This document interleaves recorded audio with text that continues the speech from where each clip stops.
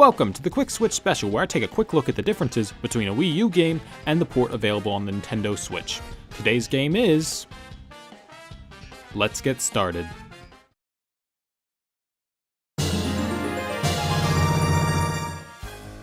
Mario Kart 8 Deluxe made a lot of changes from the base Wii U title, some negligible and some major. Starting with smaller changes, all cups and classes are now unlocked by default, including cups that were originally DLC. This allows players to jump straight into multiplayer modes without being forced to play through single player.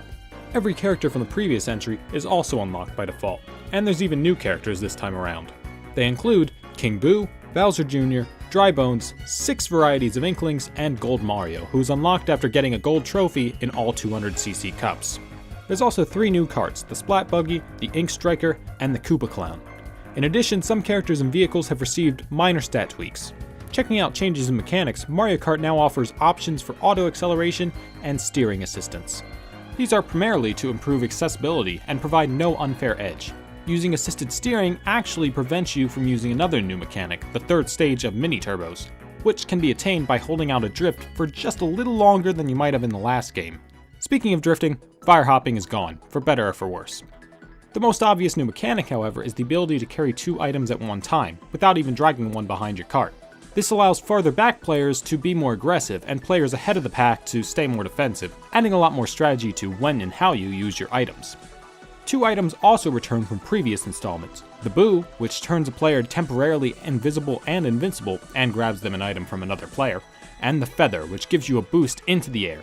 The Feather only appears in the newly renovated battle mode, however. Whereas the Wii U Mario Kart 8 only offered a battle mode with balloon battle rules on existing tracks from the racing mode, Deluxe offers 5 different battle modes in 8 specially designed arenas. In balloon battles, players fight to earn the most hits against each other. Losing all 5 of your starting balloons halves your score and respawns you with 3, so be careful. Bob-omb Blast has essentially the same rules, but every item you get is a Bob-omb, and you can hold on to 10 at a time to toss at the competition. Coin Runners is another battle mode where the player holding the most coins wins. Coins constantly spawn around the map, and hitting a player with an item will make them drop a few, causing a frantic scramble where anyone has the chance to pick them up. Shine Thief is next, returning for the first time since Double Dash, where it was introduced. The winner is the first person to hold on to the shine for 20 seconds.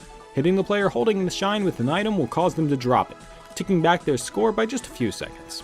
It can then be picked back up again by anyone, so there's a real scramble to get it.